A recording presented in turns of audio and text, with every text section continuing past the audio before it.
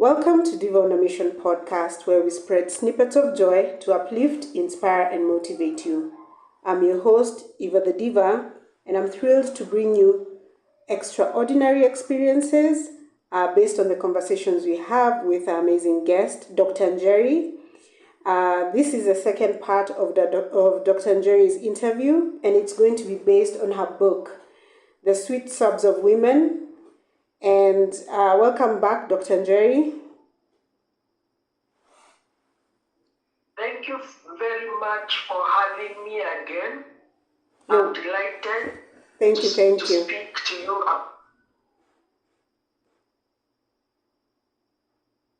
I'm delighted to speak to you about my book, The Sweet Sobs of Women, in response to Anthropain. And Anthropain is the pain incurred on human beings by human beings. Thank you so much for that introduction. Why did you feel it necessary to write this book?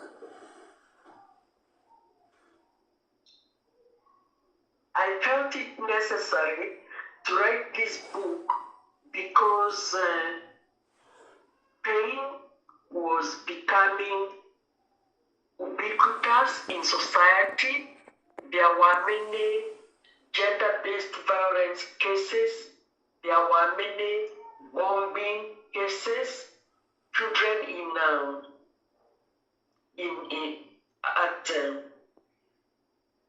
being killed in malls, priests being stabbed in church, couples in their honeymoon being killed, people run cars being driven into crowds. There was all this much pain that had become ubiquitous in society and in our everyday life. And what did you hope to solve by writing this book? What I hoped to solve is to show people that we can reduce pain by not replicating pain. That is, where we had women who had experienced pain, but they had resolved to use their creative energies to solve problems in society. So what I wanted people to learn is not to replicate pain by revenge or by becoming violent. I wanted them to learn how to use utu, and utu in Kiswahili means humanness, to solve problems, to put ourselves in other people's shoes before we react and cause pain. And why was it important that these were the sobs of women? Because you talked about the sweet sobs of women. Why did you use the cries of women as an exercise in teaching us this lesson? It's because when women experience pain, they sweeten the sobs and they are able to act. For example, a woman could be crying during the night, but during the day, she wakes up and goes to do her duty in spite of the pain that she has. So my idea of sweetening the sobs is making sure that whatever pain you feel, you don't reproduce it. You try to use creative energy to resolve and advance good in society.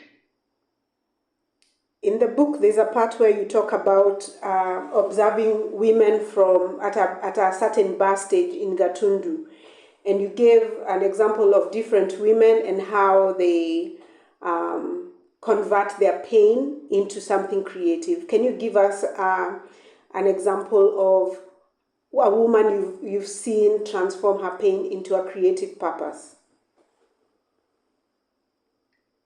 Actually, the book covers 8 women These women are from the north, and they have experienced different types of pain in their life. The first one was called Jogoro Walidere. She experienced pain during a locust invasion in the pre-colonial times. And to heal, she started organizing women into groups, teaching them songs about how to cope, collecting seeds for them and storing, and explaining to them that the locust invasion, which had destroyed all the crops, which had affected people, was not to last. So in this case, she gave women hope about how they live and how to get by. She did not misdirect them into challenges. She showed them the way to recovery. So in this case, she didn't focus on herself, but she focused on the community. In the book, I also discuss Njeri. Njeri was a freedom fighter. She was part of the Gikuyu Karena movement, which started schools in reaction to resistance from the PCA church in Kiambu. They started these schools to teach Gikuyu values and Western values in the schools. And Njeri told the men, you cannot just teach the men, we also need the women. So she mobilized women to build a girls' hostel in Gibongori school. Mm-hmm. She also, after independence, mobilized women to start pooling money and used that money to purchase land under the Nyakenywa group. So Njeri, on her own, she had suffered a lot of pain because of the loss of her husband and because she was barren. But she transformed that pain into gain, and that gain was for the society. There are also other women in the book, which if you buy the book, you can read about them, Mm-hmm. how they used the pain to solve their problems. And for you, have you like what is the other outside of solving a problem? Psychologically, what do you think the benefits are of, instead of wallowing in our pain, of converting that pain into a creative purpose?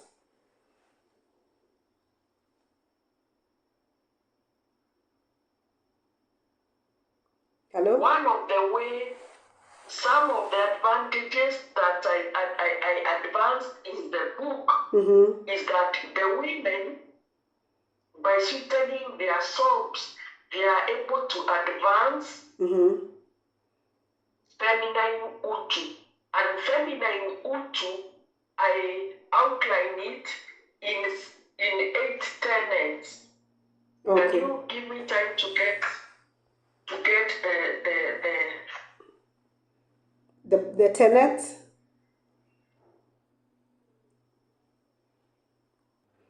So you are going to get the benefits of the tenets you are going to share with us are? Yes, I'm going to share with you the tenets which, when the women sweeten their sobs, they are able to achieve. And in these tenets, I argue they are the basis for feminine utu. And the feminine utu is different from the masculine frame, which we view in neoliberal policies. One of them is continuity of life. That is, they are able to continue life from one generation to the next. For example, some of the women in the group, they didn't have children, but they were able to continue life for other children. The other thing they are able to achieve is peace and harmony. Peace occurs by building relationships, by not transmitting pain, and they achieve peace in their homes, they achieve peace in their neighborhood, and they achieve peace in society. So, by feminine Utu, the women spread peace and joy to the world. The other one is pain management and control. So in feminine Utu, we are able to control pain. We are able to say the pain of birthing, we are able to overcome. The pain of nurturing, we are able to overcome and make nurturing a sacred burden. The other thing the women are able to achieve is food self-sufficiency. The wealth of a woman was stored in her granary, and that was to cater for food self-sufficiency and sovereignty. So by sweetening the pain, the women were able to become self-sufficient in food. The other one is tolerable work and life. They were able to navigate their everyday work and restore life in their everyday work. For example, without sweetening their sobs, the women would not advance their life. The other one is socialization and education for the next generation. Women, by sweetening their sobs, they were able to continue with educating and socializing their children for the next generation. At the fireside, they will teach their children character, behavior, survival, and many other things. Then connecting human beings is the other thing that sweetening the sobs of women allowed. And finally, thriving and flourishing communities. And most people recite this, that women are the ones who contribute to thriving and flourishing community. Oh, that's powerful. So these women, by sweetening their sobs, they are able to articulate their feminine Utu in so many ways. And I view feminine Utu in juxtapositioning with Western feminism, which views men and women in terms of a binary. But in my concept, I view women in terms of ideology, in terms of logic, in terms of institutions, and in terms of values and norms. That's a very interesting concept, because I know that based on what we are taught in schools, the African woman is seen as weak and not as creative, and not as a solution-oriented person. The way you've described them in this book is totally different from what we are shown in our education today. Yeah, in fact, my book was a reaction to what was being perpetuated in African feminism. I was reacting to the fact that African women are presented as docile, who are concerned about bread and butter, and do not have a logic for life. So I was reacting to this sort of viewing the African woman to show that she has focus, she has ideology, she has a logic, and she has a way of managing her affairs.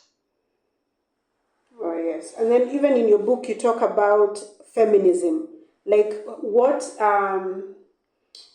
you talk about feminism and that, you know, how you viewed it versus what you learned from the people you saw around your community. Are there characteristics that you think stood out in African womanhood that need to be highlighted? Yeah, there are characteristics that need to be highlighted. One of them is the African woman's self-reliance. Mm-hmm. The African woman will wake up and go to the market to sell. She will wake up and go to the farm. She will wake up and go to Mjengo. She struggles to be self-reliant and does not wait to be brought food on the table. Mm-hmm. The African woman has radical courage and determination.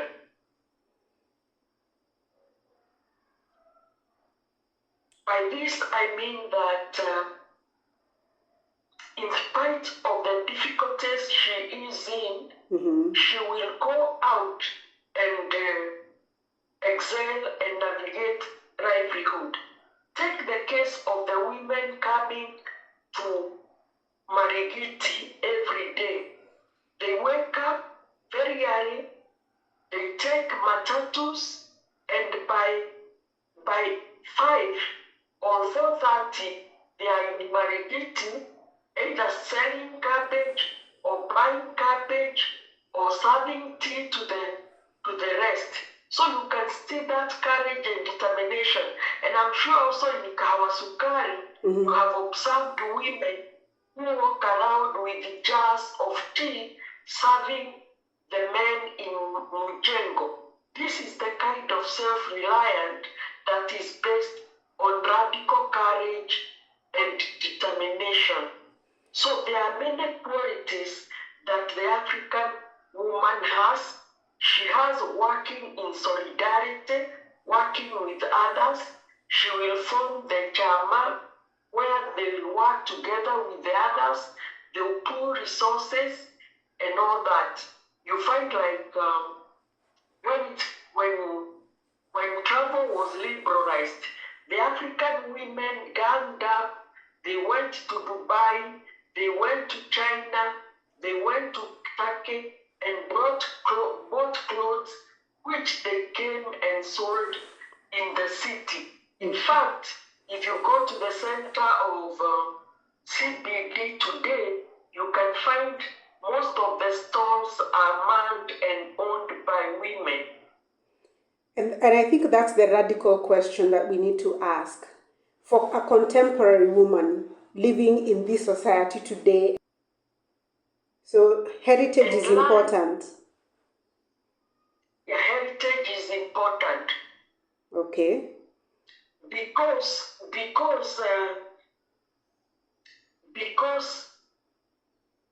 colonialism is the one that took away the energy, took away the vision of the African woman by taking away the land, by taking away her children into schools and all that, and taking away all the power she had in her household. Oh, that is powerful. So basically encourage Diva on a Mission listeners to go and buy a copy of Sweet Sobs of Women in Response to Anthropain by Dr. Njeri. And as you said, pay attention to her heritage and to her historical figures. Talk to your grandmother, talk to her friends, talk to your mothers, talk to women in our society to learn how to best navigate what we are facing now and to get creative tools for the future. Before, as we conclude, Dr. Njeri, what are your parting words to Diva on a Mission listeners? words to divers on the mission world is to practice critical thinking, to question everything that is handed over in social media, in print media, and in every media. Be a critical thinker. Question whatever is passed to you. Don't just take it at face value. Be a messenger of peace. Be a pacifier. Have radical courage and determination in facing the world. And most of all, aim at kitchenizing the boardroom, whether corporate or government. Don't be propagated or grafted into the masculine frame that has had many women. By following our heritage, we shall be able to transform the system that is facing us. For example, here, I'm observing one phenomena of the Swahili mass.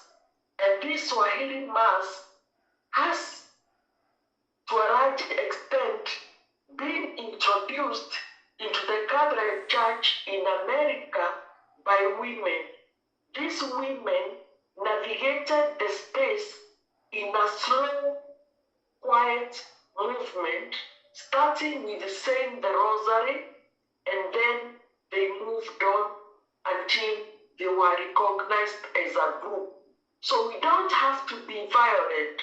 We can go slowly by slowly, articulating our needs and make society safe and secure for us and for everyone. That's a powerful word, and that's a powerful place to close this enlightening conversation with you, Dr. Njeri.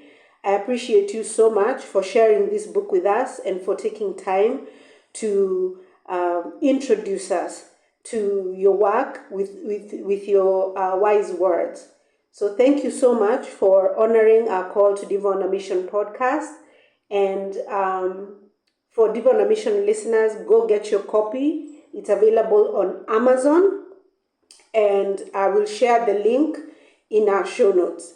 If you have any comments, questions, any feedback you want to give us in this conversation with Dr. Njeri, please send it to our email at doampodcast@gmail.com, or share your comments in our show notes here on Spotify or on YouTube. Thank you so much, Dr. Njeri. Yeah, I'm happy for the interview, and I hope that we shall have a better future, not one where we are antagonistic, but one where we share in reciprocity. Thank you so much.